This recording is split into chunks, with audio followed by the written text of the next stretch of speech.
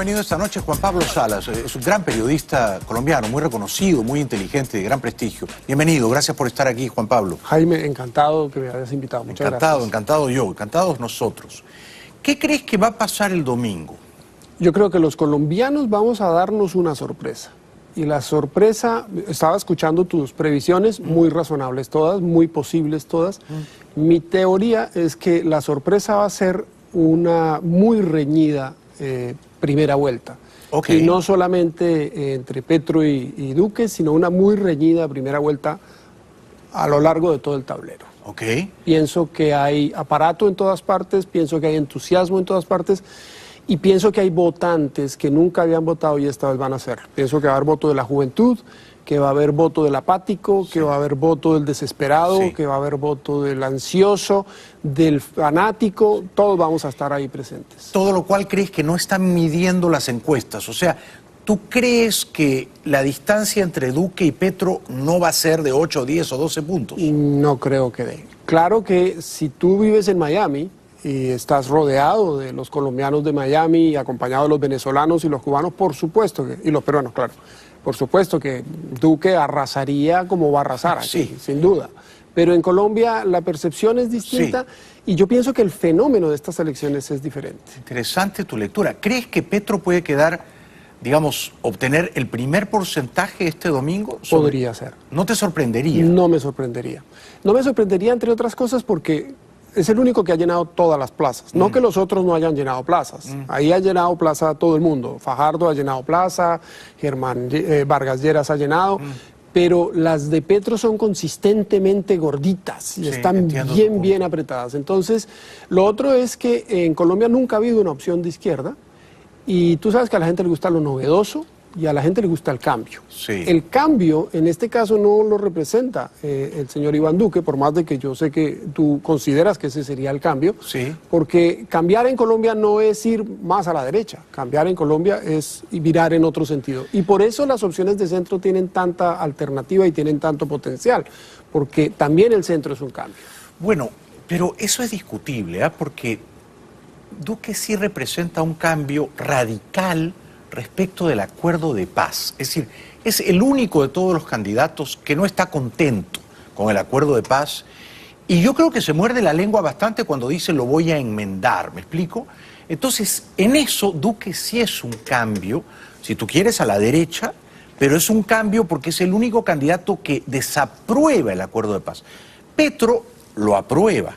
Petro apoyó la reelección de Santos hace 4 años. Ahora bien, acepto que Petro es el cambio en lo económico, ¿no? En lo económico. Dicho esto, ¿tú crees que el votante colombiano el domingo, promedio, va a votar pensando más en el acuerdo de paz, en preservarlo, en cambiarlo, en que los terroristas de las FARC deberían ir a la cárcel o no? ¿O va a votar más pensando en un cambio económico, de sistema? Yo creo que el colombiano que va a votar en contra del acuerdo de paz va a votar por Iván Duque. Y ese ya lo decidió, y lo decidió hace mucho tiempo y posiblemente lo decidió el día que votó no. Correcto. Así que ese colombiano que ya decidió que no quiere este acuerdo, ya no ha cambiado de opinión. Porque no hay ningún otro candidato que lo represente. Pero yo no creo que esa sea la mitad de los colombianos, porque en este proceso ha habido realizaciones de ese acuerdo que la gente ha encontrado visibles en la vida. Por ejemplo, que no hay víctimas. Pero más de la mitad votó por el no en octubre del 16. Pero más de la mitad, en una muy pequeña proporción, no nos podemos olvidar de la otra mitad que también votó.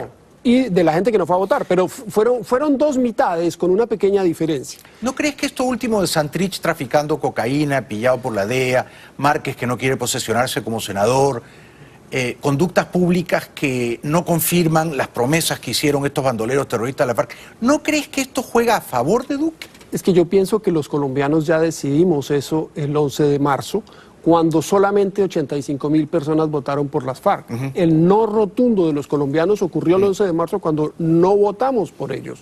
Nadie los eligió, nadie dijo, esta gente me cae bien. Entonces, para mí, eso ya se dirimió el 11 de marzo y ahora estamos dirimiendo otro dilema que es ¿qué país queremos para nosotros? Y ya no están las FARC en el proceso, en ninguna parte, no figuran. Entonces, la gente lo que tiene que decidir en este momento es si corremos el riesgo de que al cambiar el acuerdo se nos arruine algo peor, o si vamos a votar por cualquiera de las otras alternativas, porque los otros candidatos han dicho que van a respetar el acuerdo. ¿No sería justo decir que muy probablemente, con toda probabilidad, todos los cabecillas de la FARC quieren que gane Petro?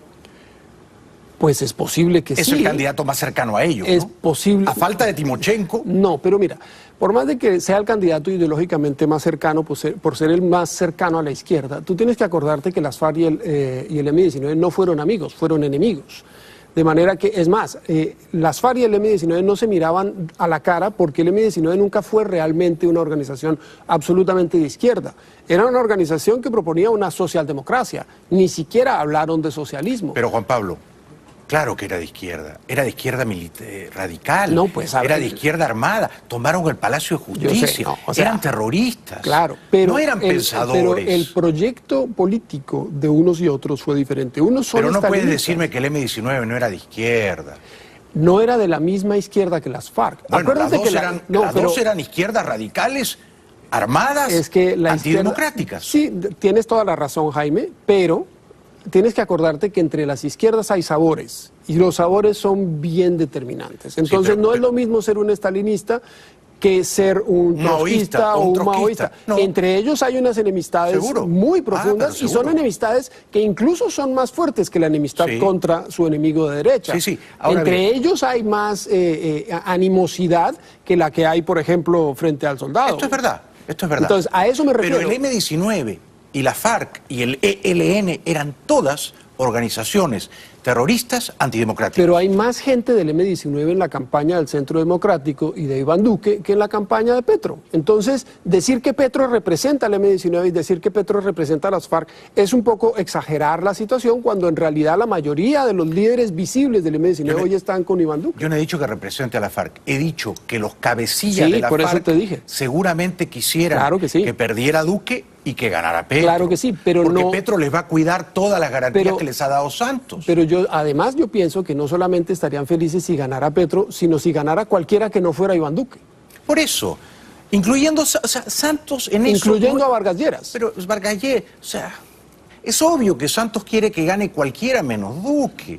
Es obvio que Maduro va a estar en el éxtasis si gana Petro. Por supuesto. Ahora, dicho todo esto, tú eres un avesado conocedor, ¿no?, de la política colombiana.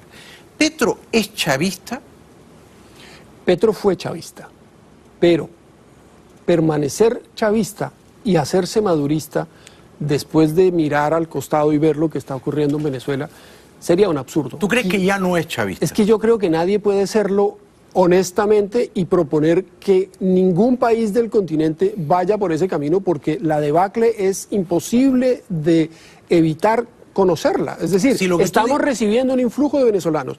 Yo conozco y tengo amigos venezolanos, he trabajado aquí con venezolanos que vienen huyendo. ¿Cómo puedo yo imaginarme que voy a proponerle a mi país, o que alguien va a proponerle a mi país, un sistema que ha llevado a ese país a esas condiciones? Bueno, obviamente que no. Es inimaginable, pero ocurre, Juan Pablo. No, pero fíjate que es diferente a lo que pasaba con Cuba. Cuba, hay en América Latina un trauma que tenemos los latinoamericanos y particularmente la gente de izquierda con la Cuba romántica de la Revolución cubana, y esa revolución fracasada ha estado mucho más lavada que el fracaso real que se vive en Venezuela, que ocurrió en 16 años y que ha llevado a la debacle económica del país. No me lleves a Cuba. Yo te pregunté, ¿Petro es chavista? Tú dijiste fue. No, yo dije fue. Sí, pues, pero eso es decir, no, lo fue, pero ahora ya no es. Yo creo que hoy no lo es, porque sería absurdo que lo fuera. Si no es chavista, ¿por qué no le contestó así a Jorge Ramos cuando se lo preguntó? Jorge Ramos le hizo una pregunta simple, diáfana.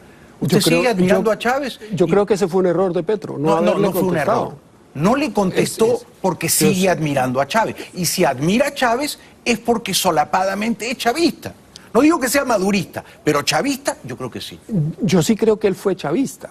Y que lo sigue admirando a Chávez. Que lo admira, por supuesto. Yo creo que mucha gente de izquierda sigue admirando al Che Guevara. Pero eso no es el problema. El problema no es la gente de izquierda que admira al Che Guevara. El problema es que pasado mañana van a votar en Colombia y hay la duda legítima de que Petro no sea un demócrata cabal. ¿O tú crees que sí lo es? Yo creo que Colombia es una democracia cabal. Eso está fuera de discusión. Por eso, entonces... ¿Pero está amenazada? Entonces, como Colombia es una democracia cabal, tiene sus frenos y tiene sus balances. Si Petro gana, aunque gane con la plaza de hoy, o que ganara en primera vuelta, por ejemplo, que le daría un margen y una cintura bastante importante. Dudo mucho que ocurra. Supongamos que ganara. Entonces imaginemos que ocurre el 7 de agosto. Llega Petro, no tiene legisladores, no los tiene. No hay un partido de Petro en el Congreso. No tiene militares como los tuvo Chávez, que ya venía construyendo una corriente chavista dentro del ejército venezolano. En Colombia no lo habría. Si el tipo convocara si el candidato y entonces presidente convocara a una constituyente, a la constituyente iría la misma gente que está votando hoy. Luego, la constituyente contendría todos estos sectores que hoy estás viendo trabajar. Entonces, habría un bloque uribista muy fuerte, habría un bloque de centro muy fuerte, y no habría manera de que él manipulara esa constituyente para hacerla una constituyente que hiciera una constitución a su imagen y semejanza. Yo creo que eso no es posible. Es posible que me equivoque, pero es mi forma de verlo. En Ecuador, Correa, 2005, no presentó candidatos al Congreso. Se eligió un Congreso legítimo. Correa convocó a una constituyente y arrasó. Entonces, si Petro gana, va a estar arriba de la ola. La gente que vaya a votar por esa constituyente no es la misma que votó el 11 de marzo, Juan Pablo. Puede que Petro, subido a la ola, catapultado por la victoria, consiga unos números espléndidos en la constituyente, cambie la constitución del 91, introduzca la reelección indefinida. Es decir, son peligros reales. Sin embargo, como te digo, hay frenos y balances, y yo pienso que además hay una derecha muy fuerte en Colombia. Pero en Venezuela también había frenos y balances. Pero no había una derecha fuerte y no había... Mira, tú ves hoy los candidatos y comparas estos 5 candidatos con lo que está ocurriendo en el resto de América Latina y te das cuenta que esta es gente preparada toda. Es verdad. Es más, yo hablo con mi gente en Colombia y todos me dicen, a mí no me preocupa si gana uno, si pierde mi candidato, porque yo los veo a ellos y veo que todos son personas razonables, que aunque pasen cosas y cambien algunas cosas, no van a lograr transformar todo el país. Entonces, ya antes de ir a la publicidad, ¿tú crees que si gana Petro no pasa nada con la democracia? No, sí pasa. Va a intentar de todas las maneras posibles cambiarla, pero yo creo que la democracia colombiana tiene suficientes retenes como para que, por ejemplo, no se pueda reelegir, lo cual, al no poder reelegirse, su proyecto queda truncado inmediatamente dentro de 4 años. Una vez nada más, ¿no? Claro, entonces va a poder una sola vez y dentro de 4 años va a tener a una oposición prodigiosa enfrente de él, a la que no sé si va a poder superar, porque económicamente no sé si va a darle al país lo suficiente como para tener en ese momento el prestigio que tiene hoy. Muy interesante conversar contigo, cotejar opiniones, discrepar. Regresamos después de la pausa con Juan Pablo Salas. Bueno, él claramente no es uribista. Yo tengo que hablar con todo el mundo, ¿no? No voy a hablar solamente con los uribistas. Son mejores las conversaciones con quienes discrepan de ti. Regresamos después de la pausa. Bueno, ha venido Juan Pablo Salas, un muy inteligente periodista colombiano, y estamos hablando, por supuesto, de las elecciones presidenciales en su país, Colombia, pasado mañana domingo. Si te pregunto, ¿has votado o vas a votar? Voy a votar, claro. El domingo. ¿Te gusta contar tu voto o prefieres no decirlo? No, prefiero no decirlo. ¿Por qué? Porque yo soy una voz pública, tengo un programa de radio, la gente me escucha, y hago mis Facebook Live donde hablo sobre las elecciones en Colombia, y prefiero hacer un análisis en el que pueda escuetamente plantear diversos escenarios y diversas opciones y no necesariamente impulsar a un candidato. Yo le he dicho a la gente que yo les contaré por quién voté. Ah, ¿después de? Sí, después les cuento. ¿Y cuánto tiempo después? En la noche del domingo, cuando estemos analizando. Es una opción muy legítima no decir por quién has votado. Podrías incluso no decirlo nunca. Sí, claro, por supuesto. Es una opción. Pero me parece que también eso sirve, es una buena manera de hablar con la gente y explicarle por qué lo hice y cuáles eran mis propósitos, por supuesto. Claro, yo creo que vas a votar por Petro. No. Yo sí te puedo decir por quiénes no voy a votar. A ver, cuéntanos. No voy a votar por Petro y no voy a votar por Iván Duque. Ok. Pues gracias, nos has contado con eso, nos has dicho bastante. Bastante. Me ha sorprendido, porque yo pensé que tú estabas con Petro, pero hasta el fin del mundo, ¿ah? No, lo que pasa es que ¿Por qué no vas a votar por Petro? A ver... No, más bien déjame te contesto por este otro lado. Yo estoy en contra del discurso político que se construye para denigrar de un candidato. Y yo procuro ir a los cimientos de ese discurso y plantear, poner algunas luces para que la gente vea por qué esos discursos existen. Si el atacado fuera Iván Duque, yo estaría defendiendo a Iván Duque, pero en este caso no lo es. Estoy aparentemente defendiendo a Petro, pero en realidad lo que yo estoy es poniendo cargas de profundidad en los argumentos que se han usado para destruir. Claro, está muy bien, es tu opinión. ¿Tú crees que Petro fue chavista y ya no lo es? ¿Tú crees que Petro fue un guerrillero, terrorista, de izquierda, lucha armada y que ya ahora es un demócrata? Pero sobre todo, ¿crees que si gana Petro, la democracia colombiana, que es robusta, no va a estar en entredicho y se salvaría? Habría cambios porque haría todos los intentos por cambiar muchas cosas y al final de cuentas él llega para cambiar. Pero la economía no está muy bien como para que vaya boyante a decir ahora vamos a... Además hay una parte de fantasía en lo que él mismo plantea, que la gente no piensa cuando está en su discurso. Él dice, cuando recobremos el dinero de la corrupción lo vamos a invertir en...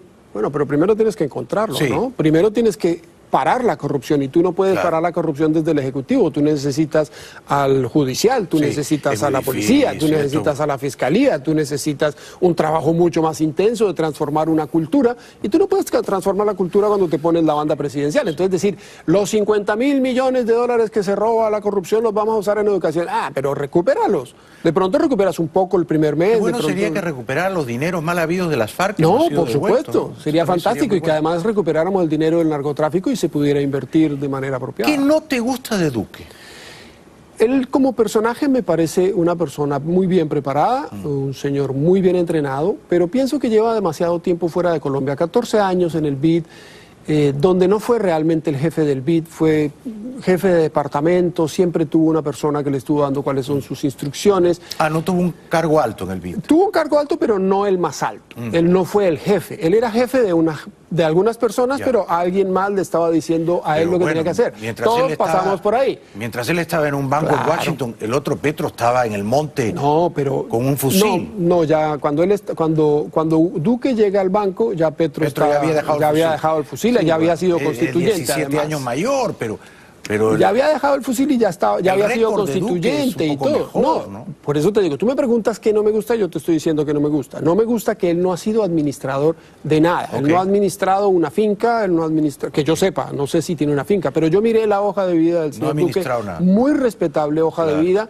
Yo lo nombraría ministro de Economía perfectamente. Pero Petro cuando administró Bogotá no le fue nada bien, ¿no? Bueno, eso dice la gente del norte y eso dice la gente que recuerda lo visible de su administración, pero evidentemente la gente del sur piensa distinto. La gente del sur de Bogotá es la gente más pobre. La gente más pobre porque llenan la plaza y lo adoran y Bogotá, lo siguen, entonces algo hizo que les gustó. O sea, ¿tú no crees necesariamente que él fue un mal alcalde de Bogotá? Yo pienso que no fue un buen alcalde, pero no necesariamente un desastre de alcalde. Claro, yo no viví en Bogotá en esos días, mi juicio es un juicio de libro, de artículo, de comentarios, de charlas, pero yo pienso que no es tan terrible como lo pintan, ni siquiera como administrador. Pero además, yo lo que veo es que es una persona muy sagaz y muy capaz intelectualmente, y eso le ha gustado mucho a la gente esta vez. Sí, eso sí. ¿Y qué otras cosas no te gustan de Duque? Me parece que se están dejando enredar en elementos que no son de discusión actual en el país. ¿Por ejemplo? Por ejemplo, el tema del aborto, el tema de la adopción de las personas LGBTI, el tema de la dosis personal, la relación tan íntima con los evangélicos. Me parece que esos son elementos que ensucian el discurso político y que nos ponen a discutir, y que son más bien herramientas que usan para pescar votos. Fue muy útil, por ejemplo, el tema de la ideología de género para arrastrar votos evangélicos al no, y como la diferencia fue tan mínima, esa cartilla que se inventaron en la que supuestamente le iban a enseñar a los chicos sexo en la escuela, nada más absurdo y ridículo, pues sirvió para arrastrar. Es muy conservador en esos asuntos de moral personal. Es más, no sé si es él el que es conservador, no sé si eso está incluido dentro del proyecto y lo están utilizando como herramienta. Mira, tú recordarás la de 2010. El candidato que era gay friendly, drogas libres, aborto despenalizado, Estado laico, no confesional, agnóstico, era Mocos. En todo eso Mockus era un liberal y era espléndido, era admirable. El candidato, que era conservador en todo eso, era Santos y ganó. O sea, se gana por la derecha a veces. Sí, pero lo que pasa es que cuando ganó Santos esa campaña, más que por Santos mismo, la ganó por Uribe. Sí. Él era supuestamente el continuador del proyecto de Uribe. Y yo te voy a tirar aquí algo. Lo mismo no se aplica a Duque. Lo mismo, claro, por supuesto que se aplica. Si gana Duque va a ser porque la gente adora a Uribe. Sí, la gente que adora a Uribe lo va a adorar toda la vida. Sí. Jaime, tú lo vas a adorar toda la vida y en Miami sí. Vamos seguramente a escuchar siempre un estímulo particular frente al señor Duque. Pero el colombiano piensa distinto porque el colombiano vivió la experiencia de tener la guerra durante Uribe y ahora escucha otras cosas. El colombiano piensa distinto, cuidado, ¿no? Bueno, muchos colombianos. El colombiano no tampoco, claro, ¿no? Muchos colombianos. O sea, muchísimos colombianos, yo creo que la mayoría, vamos a ver qué pasa este domingo, ven con simpatía y con gratitud a Uribe. Ahora, te voy a hacer una pregunta difícil. Del 0 al 10, ¿cuánto le pones a Uribe presidente? ¿A Uribe presidente o a Duque? No, a Uribe, del 2002 al 2010, a Uribe. Duque no es presidente. ¿Cómo juzgas la presidencia de Uribe? Yo pienso que la primera presidencia de Uribe era una urgencia del país y así se lo dieron a entender. En esa primera presidencia yo le daría a él un 7. Pero en la segunda presidencia, cuando él se hace reelegir y arma todas las tramoyas necesarias para ello, yo le doy un 4. 7 y 4. Con lo cual, le das en promedio, yo creo que termina siendo 5.5. ¿Sí? 5.5. Aprueba raspando. ¿Cuánto le das a Santos en estos 8 años? Del 0 al 10. Santos fue una sorpresa, pero yo intuyo, y esto es una intuición, no tengo absolutamente ningún dato que me dé a mí entender esto, no he leído nada, nadie me ha susurrado al oído, es solamente intuición mía. Yo creo que Juan Manuel Santos realmente estaba completando el proyecto de Álvaro Uribe, y lo está completando. Yo pienso... ¿De verdad crees eso? Sí, yo de verdad pienso eso, que tanto Uribe como Santos comprendieron al final del mandato de Uribe que continuar simplemente intentando aplastar a la guerrilla en el monte iba a ser una guerra prolongada ad eternum. No. Y resolvieron que... No, estoy equivocado, señor. Pues puede que esté equivocado. En un año la terminabas. Ya estaba aplastada. No había que intentar aplastarla. Estaba aplastada. Yo no estoy tan seguro de eso. En un año se acababa. Y por eso estoy planteándote lo que te estoy planteando. Claro. Y te estoy diciendo que es un asunto de mera intuición. ¿Pero tú crees que Santos ha continuado las políticas de Uribe? Es primera vez en la historia que yo escucho eso. Yo sé, por eso que te estoy diciendo algo. Las ha torcido por completo, las ha traicionado. Ahora, yo intuyo que en un año Juan Manuel Santos y Álvaro Uribe se están dando la mano y esa guerra de 8 años que hemos vivido durante el mandato de Uribe eso puede ocurrir en política, todo ocurre. Pero no me has respondido. Sí, te estoy respondiendo que a mí me sorprendió Santos por eso, porque él llegaba a terminar la guerra y él abrió este canal para el diálogo. ¿Cuánto le pones a Santos? Entonces, en el primer mandato tengo que darle 8. Y en el segundo mandato tengo que darle... 9 le vas a poner. No, le voy a dar 7 en el segundo. 7. Gana Santos. ¿Tú crees que Santos ha sido mejor presidente que Uribe? Sí. Le pones 7.5 a Santos. Sin embargo, yo no soy santista. Y 5... ¿No eres santista? No, yo no soy santista. Yo quería que terminara la guerra con las FARC. Ese era mi proyecto. No lo soy. Ya, pero le has puesto una nota altísima. No, pues sí, pero estamos haciendo un juego y tú me estás disparando a mansalva y yo te respondo a mansalva. No, es un juego, es una conversación, pero tú consideras que Santos ha sido mucho mejor presidente que Uribe. Porque yo no podría discrepar de una manera más apasionada. Porque es que yo sé, Jaime, y está bien que tengamos esa discrepancia. Sí. Pero yo te voy a decir cuál era mi preocupación mayor. Y lo fue durante Pastrana, y lo fue durante Uribe, y lo fue durante muchísimos años. Es cómo podemos los colombianos terminar la guerra. ¿Y ha terminado? Porque yo intuía, ¿Han terminado no, faltan muchas guerras por terminar. Pero esta era, pero Jaime, esta era la guerra que nos tenía obsesionados. Esta guerra con las FARC. Es una gran falacia decir que a las FARC no se las podía derrotar militarmente. Pues es una gran falacia. Puede ser una gran falacia, pero es lo que a mí me pareció, es lo que yo percibí. Había que rendirse ante ellas. No, es que yo pienso que Colombia no se rindió. En La Habana. Yo pienso que Colombia no se rindió. ¿Te parece bien que se haya negociado en La Habana el futuro de Colombia? Yo creo que no se hubiera podido negociar en ninguna otra parte. En la capital capital de la dictadura más longeva del mundo. No se hubiera discute habido el futuro de la democracia colombiana. ningún otro lugar del mundo donde eso hubiera podido suceder. Entonces no se hacía.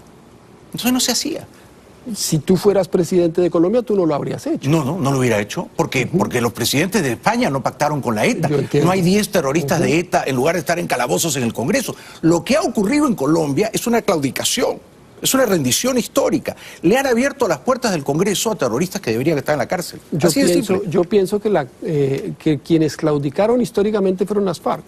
Y que la prueba de que claudicaron históricamente es que 85.000 personas votaron por ellos y no van a ser jamás poder. No lo van a hacer. Si gana ellos Petro, sí van a ser poder. No van a ser poder. Si gana Petro, sí van a ser poder. No, porque la misma gente no se los va a dejar. Bueno, está por verse. Está por verse. Pero ya tienen 10 bancas en el Congreso. Yo digo que si la FARC te hubieran secuestrado a una hija y te hubieran violado y matado a una hija, tendrías una percepción distinta. Por supuesto, claro que sí. ¿No es cierto? Claro que sí. Porque entonces pensarías que ese terrorista no merece ir al Congreso y merece ir a la cárcel. Claro que sí. Y es lo que yo le comentaba hoy a un amigo. El odio no se resuelve desde afuera. No es odio, es justicia. Yo no puedo convencer... Los crímenes de lesa humanidad se pagan. Mira, yo no puedo decirle a alguien que detesta a otro alguien, deja de detestarlo y convencerlo. Yo no podría convencer a nadie que deje de detestar a otro alguien. Ese odio o ese rencor solo se cura de adentro para afuera. Nadie puede ir a decirle a alguien... La paz se construye sobre la justicia. Los crímenes viles y abyectos se tienen que pagar. Y Santos ha hecho que las FARC no los pague. Regresamos con Juan Pablo Salas después de la pausa. Y no estoy interrumpiendo la entrevista como podría. Estoy dando más tiempo. Ya volvemos. Bueno, ha resultado sumamente interesante y muy enriquecedora esta entrevista con un gran, muy inteligente periodista colombiano, Juan Pablo Salas. Por supuesto, son visiones distintas. Pero en democracia, en libertad de prensa, puede ocurrir esto, ¿verdad? Una discusión acalorada, puntos de vista diferentes. Él cree que Santos ha sido un mucho mejor presidente que Uribe. Yo discrepo, ¿no? Él cree que el acuerdo de paz ha sido bueno para Colombia. Yo discrepo. Ahora, intuyo, porque se ve que eres una persona de buen corazón, seguramente de izquierda romántica. Los izquierdistas románticos son gente magnífica para tomarse un café, una copa, ¿no? Luego, para gobernar ya son más peligrosos. Acá hay agüita nomás. Yo intuyo que tu candidato es Fajardo, ¿no? Porque Fajardo es un candidato buena gente, ¿no? Caballeroso. Es difícil verlo con antipatía, ¿no? Es difícil, cae muy bien. A mí me parece un gran tipo, no lo conozco, ¿no? Yo tampoco conozco muy bien a Fajardo, te soy sincero. De los candidatos es el que menos conozco. Pero ¿hay algo que no te guste de él? Justamente eso, que no he podido conocer con precisión cuál es su propuesta. Pero ha sido gobernador y ha sido alcalde. Y en los dos parece que lo ha hecho muy bien. Por eso. Eso es un punto a su favor. Se ha aprobado. Tú me preguntaste primero qué no me gustaba y te estaba contestando. Sí. Me gusta que el tipo ha sido un buen administrador. Sí, sí. Y no temería para nada que él fuera presidente, y he tenido muy en cuenta esa alternativa. Sí. Por supuesto. Y podría ser uno de los tres, porque yo te dejé tres candidatos en el medio y perfectamente podría ser. Pero no te bien. imagino votando por De la Calle, ¿no? Porque realmente ese es un voto dilapidado, es un voto perdido. De la Calle no va a sacar ni 3%. Si estás pensando votar por él, mira, vota por Fajardo, pero no pierdas tu voto. ¿Y qué pasa si te llevas esa sorpresa el domingo y De la Calle obtiene una buena cantidad de votos? Estoy dispuesto a apostarte este reloj, apostarte pero este yo reloj. No tengo para pagarte ese reloj. Tú me lo pagas a mí, yo no bueno, esperes mira, uno igual de si De la Calle pasa la segunda vuelta, no, tampoco. Bueno, no sé. Es que yo pienso que los colombianos tenemos delante de nosotros este domingo una alternativa como no hemos tenido en la historia. Y como te decía al comienzo. ¿Cuál es esa? Esa alternativa es: tenemos delante de nosotros 5 proyectos de país y podemos por primera vez elegir el que a cada quien le gusta. Claro, pero ¿sabes qué va a pasar con...? Sí, y los 5 candidatos en promedio son muy buenos, y la democracia colombiana es admirable y no hay que perderla. Pero De la Calle no va a sacar ni 5%, Juan Pablo, ¿y sabes por qué? No, claro que yo sé por qué no va a sacar. Porque representa a un gobierno enormemente impopular, claro, y tú lo sabes. Lo mismo le pasa a Vargalleras. Ellos dos han sido aliados claves de Juan Manuel Santos. El señor De la Calle te guste o no, él fue el negociador en La Habana. Entonces, Pero fíjate qué interesante, algunas encuestas nos dan a entender que, por ejemplo, la gente de Cambio Radical, que es la de Germán Vargas Lleras, no va a votar por Iván Duque. Sería gente más próxima a la derecha, porque Vargas Lleras es un candidato de derecha, y él fue el uribista del gobierno de Santos. Sí. Siempre se caracterizó por el que ¿y le por hacía quién más... votarían en segunda? ¿Por Petro? No, en ¿O por primera. Fajardo? Están votando por Petro en primera. O sea, los de Vargas Lleras dicen es voto No, perdido. los de Cambio Radical. Vargas Lleras tiene su corriente propia, pero su partido es Cambio Radical, y alguna encuesta que leí, Sí. la de Yanjas, planteaba, la última que leí, que mucha de la gente de Germán Vargas Lleras está votando por Petro. ¿Ya se terminó? Esto estaba comenzando. Bueno, fantástico, ha estado genial. Ha sido muy bueno conocerte y conversar contigo. Yo creo que es una buena persona, una muy buena persona, solo que estás confundido. Y esto se puede arreglar. Yo lo arreglo todos los días, de 9 a 11. Digamos eso, Juan Pablo Salas es el opinón, de 9 a 11 en el radio 12:10 AM. 12:10 AM. Sí, señor. De 9 a 11 de la mañana. De 9 a 11 de la mañana todos los días. Yo no te voy a convencer de que Uribe fue mejor presidente que Santos. Tú no me vas a convencer de lo contrario, pero por lo menos no vas a votar por Petro. Por lo menos. Gracias por haber venido. Con mucho gusto. Gracias. Encantado Un de aplauso venir. para él, un aplauso para él. Mi público ha aplaudido tibiamente porque este es un público No uribista. estamos en Miami, ¿qué vas a hacer? Ha sido valiente y saludo eso. Pero creo que va a ganar Iván Duque y va a ser un muy buen presidente. Sí. Gracias por haber venido. Gracias, Juan Jaime. Pablo. Hasta pronto, ¿no? Con mucho gusto, sí, señor. Hasta pronto. Supuesto. Y escúchenlo en la radio de 9 a 11 en 12:10 AM. Ya regresamos.